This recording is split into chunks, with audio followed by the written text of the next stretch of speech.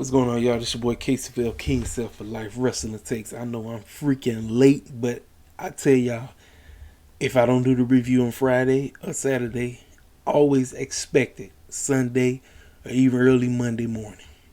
Because it just seems like for me, I'm just, like I said, as of late, I just got to get my rest on. I don't really have the time to be online like I used to. But when I can, I'm going to come on here and I'm going to give you the best review I could possibly give you. So before we get this AEW review, Rampage review on, I want to talk about this right here. Mustafa Ali, aka Adel Alam, has requested his release from WWE, and he posted a little video vignette of everything that has went down. So if you can see it, just read along.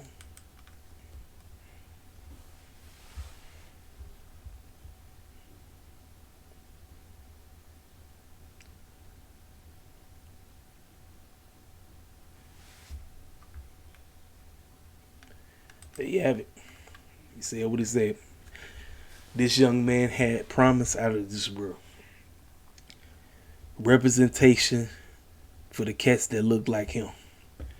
Chi-Town native. Yes, he is from the backyard.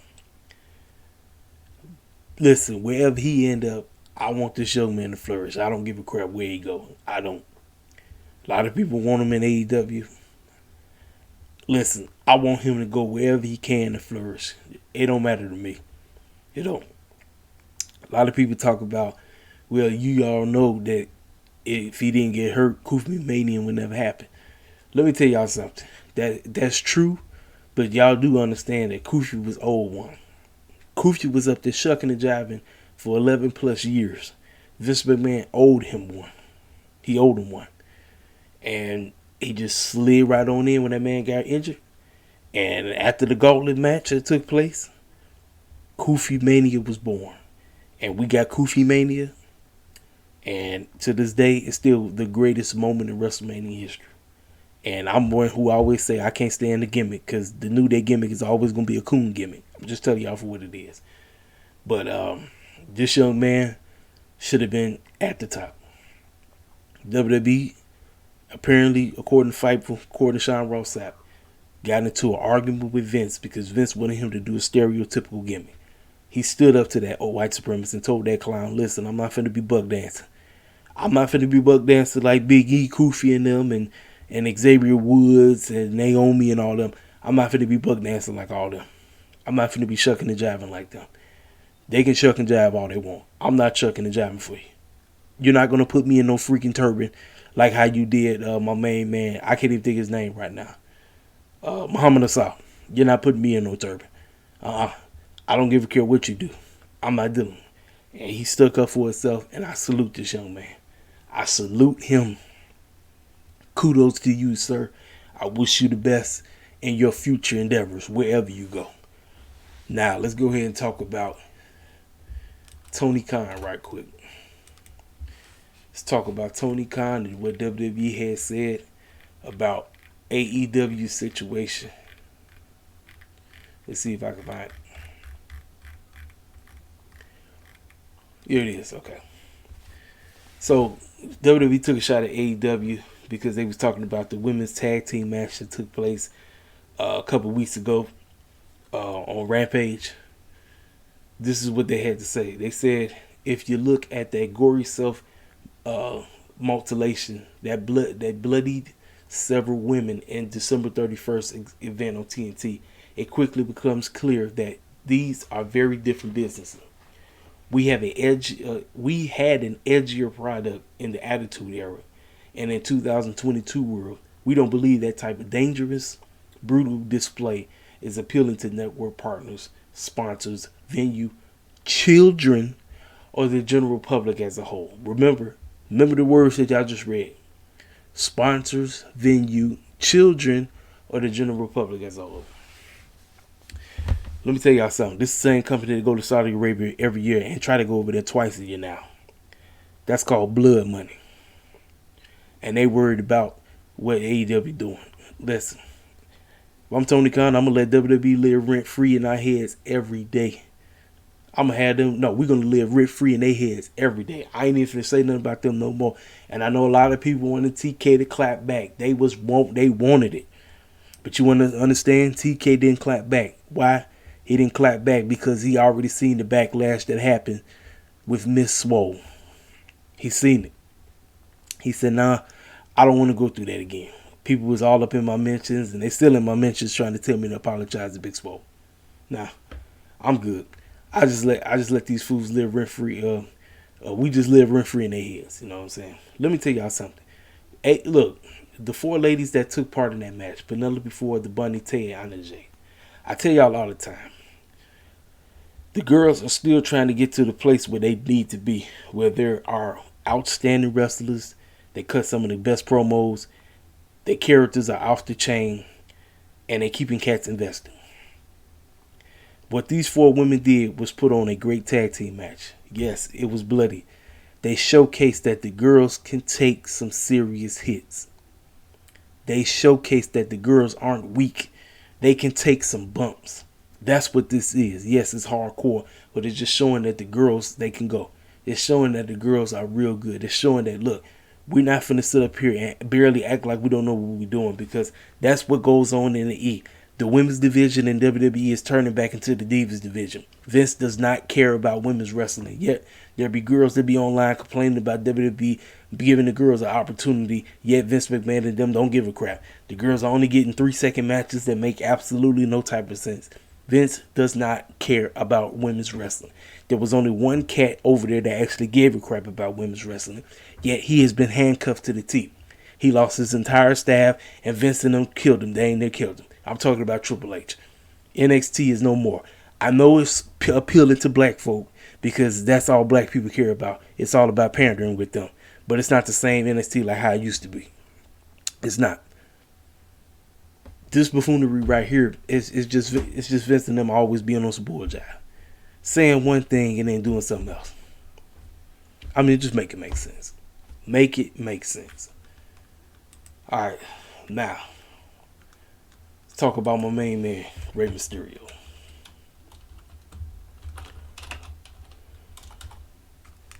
Let's talk about him. Why is Rey Mysterio trending? Rey Mysterio is trending because some buffoon was crying about this. Some buffoon was crying about this. Rey Mysterio has made the cover for WWE 2K22. Now, I'm not playing the game. I have no desire to play the game. And I'm trying to figure out who's going to be in the game because everybody been released. But the dude that said what he said was getting cooked. Talk about Rey Mysterio still in WWE. I didn't know that. Like, what show is he on? Like, why is he on the cover? I tell y'all, man, people just be finding ways to just take shots at people just to be taking shots. Makes no sense, man. But like I said, it's the IWC. Fools in the IWC, they can get away with saying some of the most dumbest takes and think everything. They think they're gonna get away with it. No, they're not. Like I say, people just slander my man. Rey Mysterio, one of the best in the game. I remember what took place at WrestleMania 22, right here in the backyard. He went against Randy Orton and Kurt Angle in an outstanding triple threat match. One of the best triple threat matches WWE has ever put on. Rey Mysterio also had an outstanding match at WrestleMania 21 against the legendary legend himself, the late Eddie Guerrero. And had a great storyline until we got to the very end, which was one of the funniest parts. The custody of Dominic at SummerSlam 2005. That matchup was funny, everything. It was too silly. Rey Mysterio is a legend. He's one of the best in the game. If you're going to slander that man, you're full of jack. You're full of crap. And I ain't taking the mess. I'm not taking it, man. I may not watch the E, but I don't like slandering the clowns that work over the E. I don't like it. I don't like it because I like a whole lot of cats over there. So I'm not tolerating the foolishness. You can slander him all you want, but you're not going to catch me slandering. This young man deserves to be on that cover, so be it. Now, let's talk about the last thing I wanted to talk about. Sasha Banks, Snoop Dogg. Sasha's dad passed away yesterday, and that was Snoop Dogg's uncle. My condolences go out to the both of them. Sasha's already dealing with an injury, so that's just, I mean, it just like, man, And I know I'm like, she already hurt. And now boom, this situation happened. Y'all just pray for them. Send your prayers out to them, man. And you know what I'm saying? And when she get back, man, I hope, man, listen, I know a lot of people hoping for the best, but WWE just don't know how to, they don't know how to book women, period. And you know dang well they don't know how to book us for nothing. They can't book us worth for nothing. So I don't know. I really can't call it. So now let's go ahead and break down this show. Now, this show, I'm going to talk about it. I'm going to keep it a buck. This was a solid Rampage, but it was more promo heavy work. The promos saved this show. The promos saved it. Every promo that took place. Every promo. From Jay Lethal to Ricky Starks to Mercedes Martinez, Thunder Rosa, to Shawn Spears. Everybody's promo, even the main event, they promo. The promo work was great. And then the video itself, which I'm going to talk about. But the matchups, the matches itself, the matches were fine, but I'm seeing a lot of the same stuff. And I get why certain cats, like OTR Essential, says that wrestling today is very boring. And he's trying to keep it concrete. He's trying not to piss off WWE fans and AEW fans. But I'm going to keep it a buck. The young man, what he's saying is he wants to be invested. He wants to even bother watching the show. He does not want to tune into a product that puts him to sleep. WWE does that every week. AEW is starting to fall on the borderline. Sometimes they be knocked out the parks, and then other times you be like, what the heck am I watching? I told you want to grow to your audience. You want people to tune in. You want people to watch your product. You can't be putting on some of the same stuff and think we're going to get people to tune in. It's not going to work. It's not going to work. So let's go ahead and break down this episode. So, first matchup, Adam Cole versus Trent Beretta. We had everybody from the Super Elite featuring Dr. DMD Britt Baker. She came out there to kiss her dude. Now, let me tell y'all something. As of late, Britt has not been rocking her championship. She's the only one in the group that got a championship. She is the only one. She didn't have a title, and she did not have a girls with her. This is just showing you. It's showing you what's going on, because now, when the time comes, cats are going to be wondering, where is your head? Who are you with? Are you with the girls? Are you with your dude now?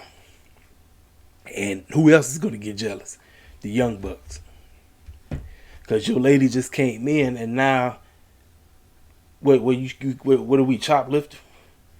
This matchup was Trent Beretta, man. I was not a Trent Beretta guy in WWE. I like Trent Beretta, but Trent Beretta he makes the best friends move. The best friends in OC are nothing without Trent Beretta. And in this matchup, Trent Beretta was manhandling Adam Cole. Adam Cole was getting his tail beat. Adam Cole was getting beat up left and right. This fool was getting jumped. I was like, man, this clown getting beat. This fool getting towed up from the floor up. I'm like, and then you had all the nonsense going on. Chris and Britt getting into it. They started chasing each other off. They left out. Meanwhile, Young Bucks and them getting involved with OC and Chucky T and Yuta and all them. It's just a clown fest. It was a clown fest. And Brandon Cutler, they all clowning. Just clowning. It's a clown fest. And like I said, man, when you doing the same things over and over again, people going to be like, man, can y'all come up with something different? Can you do something different? Give me something else. But with all the buffoonery going on, Adam Cole found the way to win. Beast Trent. Now I'm saying the best friends in them have not won a single match in this beef. From if I recall, they haven't. So we get ready to get this mixed tag team match with OC and Chris versus Adam Cole and Britt. Well, if OC and them plan on winning, OC gonna have to pin Adam Cole. Now, It won't be Chris pinning Britt, because Britt, she can't be taking no more L's right now. She can't. So, like I said, the one thing though, like I said, it's all about the story, because it's all about where Cat's head's at. Who do you roll with? Are you rolling with them? Are you rolling with him? Are you rolling with them? And then they're going to be like, are you rolling with us or are you rolling with her? That's what it's going to come down to. That's what the storyline is coming down to, folks. That's what it's coming down to. So, that was that first matchup. Next, we get Shawn Spears taking on Andrew Everett. This wasn't even a match. This is a massacre. Shawn Spears destroys this guy in like 2 minutes. It wasn't even a match. But what made this match was afterwards. Shawn Spears cut one of his best promos yet I've seen in a long time. He cut one of the best promos. And let me tell y'all something. Y'all do notice who Tully just mainly hangs out with now. He mainly hangs out with FTR. He's not with Shawn Spears anymore. Shawn Spears does not meet Tully. Tully gave him the glove. Tully gave him the chair. And now he's his own man. I personally think I would like to see him as a TNT champion one day. I think I would like to see that. Because he's coming into his role well. Now this dude right here, Mr. Wardlow, you can tell Wardlow don't want to be there no more. He came out there. He did what he had to do. But Wardlow ain't trying to be in this group no more. It's going to snap. It's going to snap one day. It's going to snap. But he cut the promo on CM Punk. He said, Punky, I'm coming for you. I'm gonna manhandle you just like I manhandle this fool right here.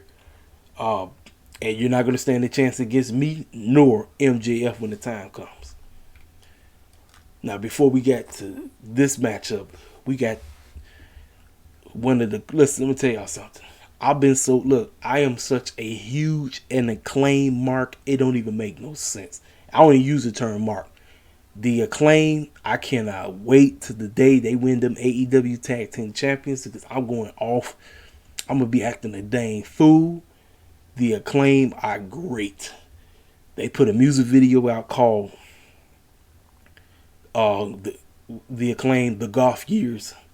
And so they had Anthony Bones dressed up looking like Darby Allin. Then they had some fool looking like a reject wish list version of Sting. They calling him Stang. Listen, Max Caster, when he rapped for real, the man be on point. And the beat was great. The beat was outstanding. They tore them dudes up. They verbally tore them up. They made fun of them. They clowned them. It was great. I loved it, man. I loved it, and I can't wait to see these young men win the tag team championships. Now, the matchup that they're having is a tag team match. Now, let me tell y'all something. I tell y'all every time. One of the major reasons why, I like tag team wrestling, but sometimes tag team wrestling can be overwhelming, especially when you have multiple tag team matches. And this coming up episode of Dynamite is going to be extra tag team heavy. And that's kind of what I don't like. I could put up with 2 tag team matches, but when you give me 4 tag team matches, I'm not trying to see it. I'm just not trying to see it at all. And we're getting ready to get it 4 tag team matches on Dynamite. I said, man, that's a little bit too much. Because after that second one, you get tag teamed out real quick. And like I said, for me, anytime, like when I see tag team wrestling, you really can't focus on who's the best wrestler in the group, because one might be good with the charisma and the promo work. The other might be good in ring. So that's what balances each other out. And like for me, that's when I see a tag team match, I'm looking to see how good cats act. Like, what is your chemistry level? Like, what are you bringing to the table in a tag team match? I do this. This is why I'm more of a singles guy, because I can focus on how good you are in that ring and how good you are with the person that you're grappling up with. That's why I love singles matches more, because I can focus on what the 2 clowns in the ring are doing, instead of when it's 2, 3, 4, 5, 6, 7, 8, 9, 10, 12, 14 clowns in one match. I can't focus on it. I really can't. But like I said, that's just me. Maybe I'm tripping, but that's just my take. So after the music video, because they was pressed for time. Remember, it's only 1 hour that you trying to put so much into one show. Like I said, you really didn't need to have 4 matchups. You didn't. I personally think you could have, you know what? You could have saved this matchup. You could have saved this matchup. But I know why they did it. They did it because he going to get CM Punk on Dynamite. But you could have saved it. So the girls, because they was pressed for time, didn't even get an intro. They was after the music video, they cut the time. Boom, the girls already out there. Nyla Rose been living before in the Bunny versus Chris Statline of Red Velvet, Layla Hirsch. I'm gonna be honest with y'all, man. This match was only about story. This is only about the beef that's going on between Chris and Layla. Red was doing everything in her power to try to keep the girls together. Yet Layla and Chris just kept tagging each other in when they wanted to. Just, oh, I'm going in now. Wait, I'm not even finished. And you just gonna tag yourself in. I get what they're trying to do. They're trying to tell a compelling storyline. Heel Layla, I'm not sold. I'm not sold yet. A lot of people get sold on it. I told y'all how I feel. I would prefer Chris being the heel. Red trying everything in her power to keep everybody together. And because of all the goofy stuff going on between them, Layla ended up getting rolled up. So after the match, Nyla Rose and them ended up winning. So after the match, Layla just standing in the ring staring at Chris staring back at her. And she's like, what? What you gonna do? Like, what? Like, you don't want to... Like, both of them cost the match. Red was trying her best to keep them level-headed. And with their petty beef going on, they cost each other the match. You know? So that's that. Now, after this matchup, we had Ricky Starks going off on commentary with Jericho and Taz and Excalibur. Ricky Starks was going off on commentary, said that, you know what, there's been a lot of fools that have been coming at me. There are a lot of fools that have been sticking their nose in my business that they had no business sticking there. And I'm talking about that bozo Jay Lethal. And I'm one of the best in the game. And this title right here, this FTW title, is prestigious, and I'm going to defend it. But if this fool decides to stick his nose in my business, I'm going to take him out. Well, as soon as he said that man's name, Jay Lethal's music comes out. He comes out. He said, yo, I've been hearing you in the back. You called me out. Let me tell you something. Since you think you all that in the bag of chips, why don't you put that fake title on? Because first of all, that AEW doesn't even recognize that championship as a title. And all you do is listen to your daddy Taz over there. Whatever daddy Taz tell you to say, then you speak. So if you want to match up with me, fine. Well, as they was talking smack, they had to be held back. The referees came out there to held Jay Lethal back. So obviously, we're gonna get the matchup. He said, I want a shot at that FTW championship. We're gonna get Jay Lethal versus Ricky Starks when the time is. So that tells me Jay Lethal is going to be the next FTW title. Well, here it is, folks. The FTW title, I'm going to say it, is the Black Championship. Because obviously, that's the title that, you know, we get to deal with or whatever. It was a solid promo. Like I said, the promo work tonight was, Friday night was great. I think promo-wise, everybody did a good job. Everybody.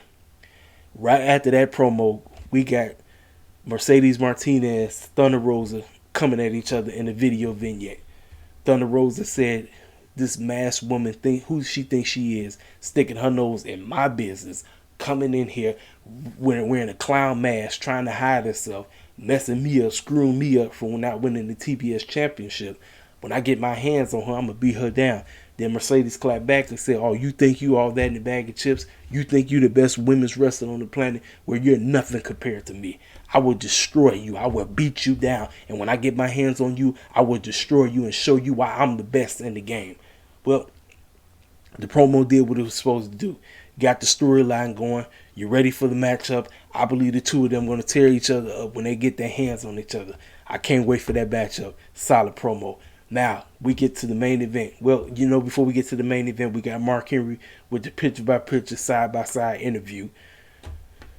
Jurassic Express, Jungle Boy, Luchasaurus, Alex Reynolds, John Silver cut their promo. John Silver then said, hey, look, here's the guy that was playing Gazoo. And so they started playing the Gazoo, basically taking a shot at Edge and Christian Christian said, yeah, it's very funny. I know I used to play at the zoo back in the day. But listen, you clowns think you're going to win these championships. You're not. Jungle Boy started rumbling off, saying some stuff. I don't even know what he said.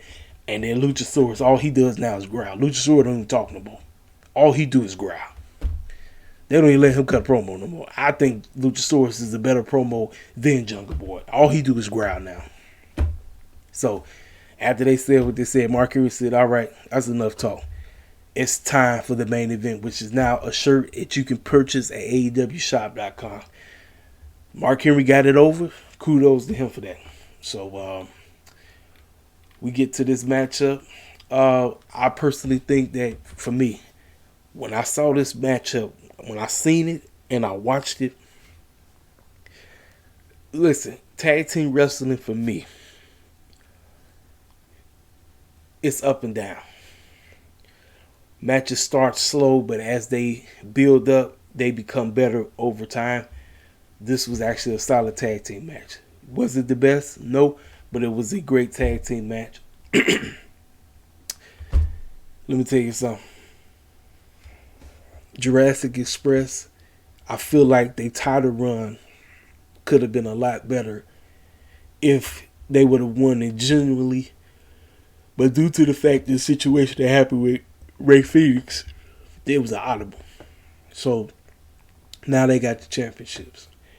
I told y'all who it's either the Acclaim or Proud and Powerful that's taking those titles off when the time comes. But this is a solid tag team match. Alice Reynolds and John Silver, they did what they were supposed to do. Luchasaurus, Jungle Boy, doing what they did. They retained their tag team titles. And that's the end of AEW Rampage. So, let me tell you something.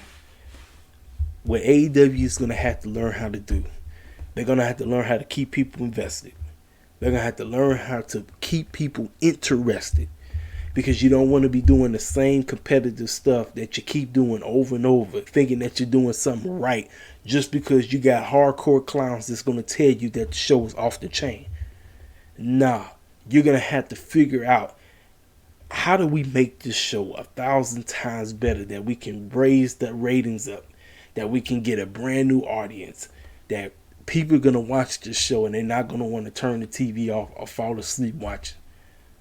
You got to step it up. Pacing is always going to be the key, because the fact that they had all the matches happen and then the music video took place, and because the music video was right in the middle, right before the trios tag team match, the girls really didn't have enough time to get the entrance. They was boom, the girls already out there.